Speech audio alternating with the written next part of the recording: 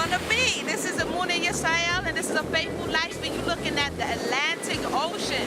The waves are roaring today.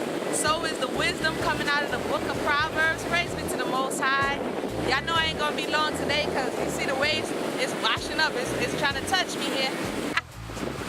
Yes, I'm right by the ocean, but let me go ahead and move a little bit back so you possibly could hear me and I can stop yelling. And so give me a minute, I'll be right with you. Shalom, this is Emunah again, and this is a faithful life. I was yelling by the sea, but now I'm a little bit closer to you guys so you can hear me. So I'm gonna do Proverbs 30. The first thing that I saw was that Solomon did not write this proverb. The first verse tells us the words of Agor, the son of Jakeh, even the prophecy. So see, the scripture says Solomon was the wisest man, but again, there's wisdom everywhere.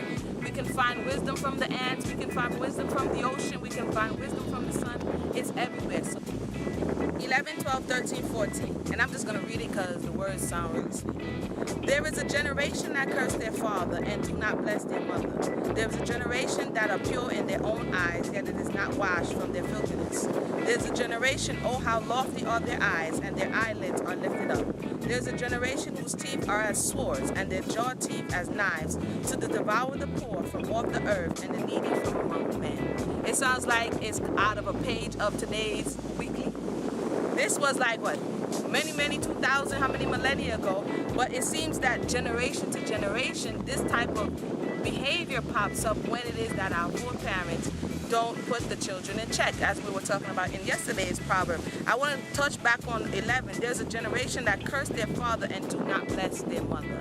And again, I spoke about this yesterday with little Johnny going outside. It is not a good thing to curse your father and do not bless your mother, because again the 5th commandment says honor them so that your days may be long.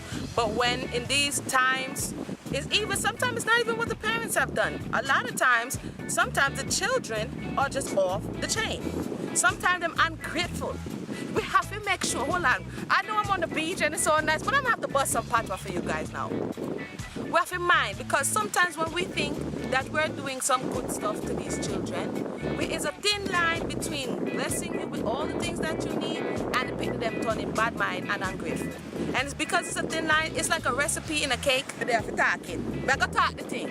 It's like a recipe in a cake. You know, sometimes when they try to use baking soda, if you put a little too much baking soda, the cake tastes rather nasty. I've done that from time to time. So when I see them say baking soda, I tend to leave it out and use another alternative, because that aftertaste.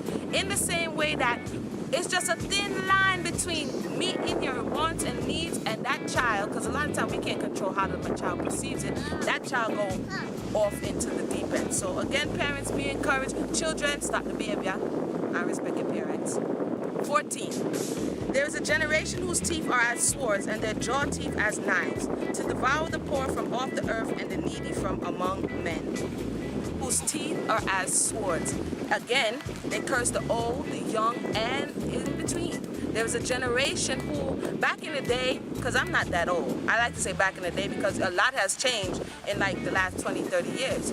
Children, at least when they saw an adult, they wouldn't curse and carry on. Today, if they see an adult, then curse, then carry on, and they don't even care. They'll even do it in front of their mother. This is a problem. This generation, its teeth are as swords. They devour people. Back to the 24, it says, there be 4 things which are little upon the earth, but are exceedingly wise. And that's what I wanted to pull out here. That even though we might be small in number, or like it says, go to the ant and consider his ways, although it's small, the wisdom in how they operate really is what the Agar is pulling out here.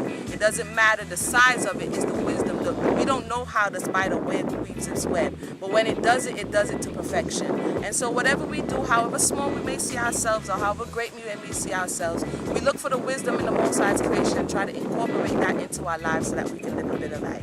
So again, this is Emunah Israel. This is a faithful life. This is the Atlantic Ocean, and one day we shall go across it again and return to which we came from.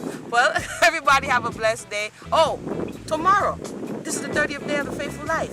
Tomorrow, if the Most High Spirit our life, July 31st day, Proverbs woman, is she born, is she made? Please check out, subscribe here, and also the other videos, 1 through 30.